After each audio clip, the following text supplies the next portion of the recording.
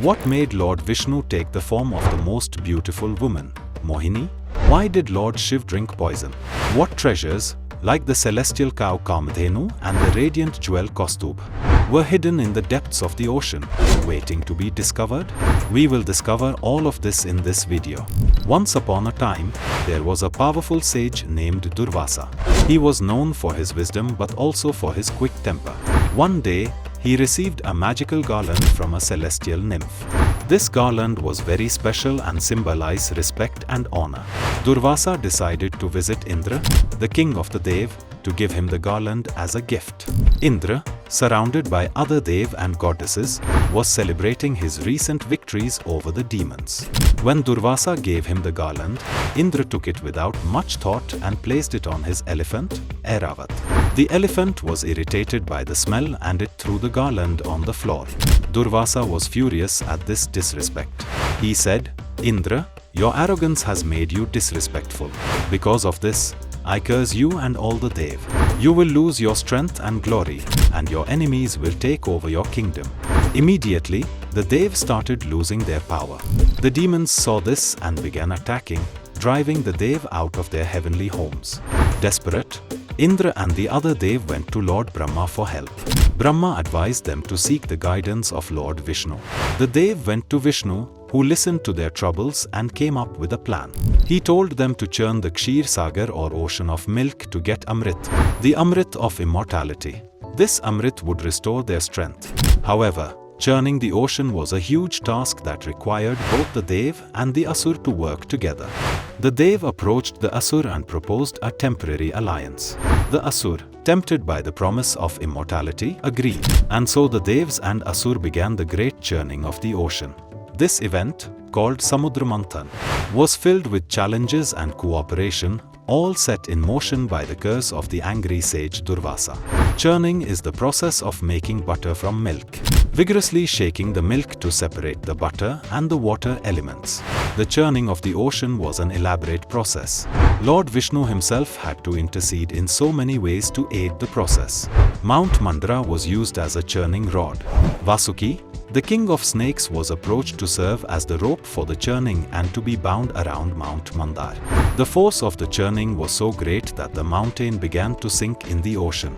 To stop this, Vishnu took the form of a tortoise and placed the mountain on his back. This form of Vishnu as the tortoise was his second avatar called Kurma. Once the pole was balanced, it was tied to the gigantic snake, Vasuki, and the Dev and Asur started pulling it from either side. The Devs were to pull one end of the giant serpent, the Asur, the other. The Asur held the head of the snake, while the Devs, its tail. The churning went on for 1000 years and 14 gems emerged from it, which were then divided between Lord Vishnu, Lord Shiva, Asur and Devs. The Asur turned pale due to the fumes coming out of the mouth of Vasuki. First, a deadly poison halahal came out from the ocean. It was supposed to be so toxic that it could have wiped out the entire creation. Lord Shiva drank the poison to save others. However, Parvati, Lord Shiva's wife, squeezed his neck so that the poison does not get into his stomach. Thus, it stayed in his throat, neither moving up nor going down. The poison was so potent that it changed the color of Lord Shiva's neck to blue. For this reason, Lord Shiva is also called Neelkant, where Neela means blue and Kant means neck. Next, Kamadhenu, the divine cow, appeared, which could grant any wish and provide unlimited milk. She was taken by the sages for their rituals and ceremonies. Then came Uchchashrava, the magnificent horse with 7 heads. This magical horse was taken by Asur king Bali. Following that, Airavata, the white elephant, emerged. Indra, delighted, took Airavata as his mount, adding to his royal splendor. The beautiful and priceless jewel Kaustubh also appeared. This gem was so radiant that it was given to Lord Vishnu to wear on his chest.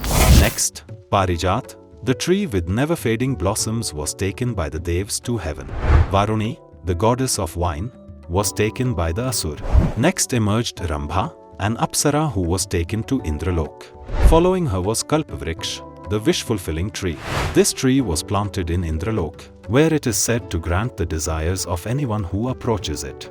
A powerful bow named Sharang also emerged. It was given to Lord Vishnu as a symbol of his strength and readiness to protect the universe. Then emerged Lakshmi, the goddess of wealth. She chose to marry Lord Vishnu. Also produced was Chandrama, the moon, which adorned Lord Shiva's hair. Finally, Dhanvantari, the divine physician, emerged holding a pot of nectar. The Devas and Asur immediately began fighting over it. Garud, Lord Vishnu's mount, took the pot and flew away. Along the journey, a few drops of Amrit fell in Prayagraj and 3 other places, Haridwar, Ujjain, and Nasik, where the Kumbh Mela is celebrated every 12 years. However, one pot of Amrit remained, for which the Devas and Asur eagerly awaited their share to prevent the Asur from becoming immortal. Lord Vishnu took the form of Mohini, who was incredibly beautiful and mesmerizing. Both Devas and Asur agreed to let Mohini distribute the Amrit. Mohini began distributing the Amrit to the Dev first, deliberately ignoring the Asur.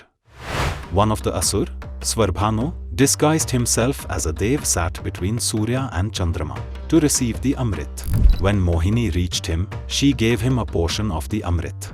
However, Surya and Chandrama recognized the disguise and alerted Mohini. Before the Amrit could pass through Swarbhanu's throat, Lord Vishnu, in his Mohini form, threw the Sudarshan Chakra at him, severing his head from his body. Despite being decapitated, Swarbhanu had already consumed a drop of the Amrit, making both his head and body immortal. The head came to be known as Rahu, and the body became Ketu. Both parts of Swarbhanu were transformed into celestial bodies and are called shadow planets. Rahu represents the north lunar node and is often associated with desire, obsession, and materialism, whereas Ketu represents the south lunar node and is linked to detachment, spirituality, and liberation. The tale of Samudra Manthan holds deep spiritual significance in Hinduism. It teaches us several important lessons that are relevant to our lives even today. Spiritually, Samudra Manthan is a metaphor for the inner churning within each of us. The ocean represents our mind, and the process of churning symbolizes the inner struggle and contemplation required to reach a higher state of consciousness. The Amrit of immortality represents spiritual wisdom and enlightenment, which can only be achieved through introspection and inner effort. The jewels that came out are our good qualities that are finally revealed when we successfully face the tests. Moreover, the story highlights the role of divine intervention and grace. The God's ultimate success was made possible by Lord Vishnu's guidance and intervention, reminding us that divine support and blessings play a crucial role in our spiritual journey. In conclusion, the story of Samudra Manthan is not just a tale of gods and demons but a profound lesson in cooperation, perseverance, self-sacrifice, and the quest for spiritual enlightenment. It encourages us to face our challenges with courage, work together with others, and seek the deeper truths within ourselves. As we navigate the ocean of life, may we remember the wisdom of this ancient story and strive to find our own Amrit of immortality, the eternal peace and joy that come from spiritual awakening.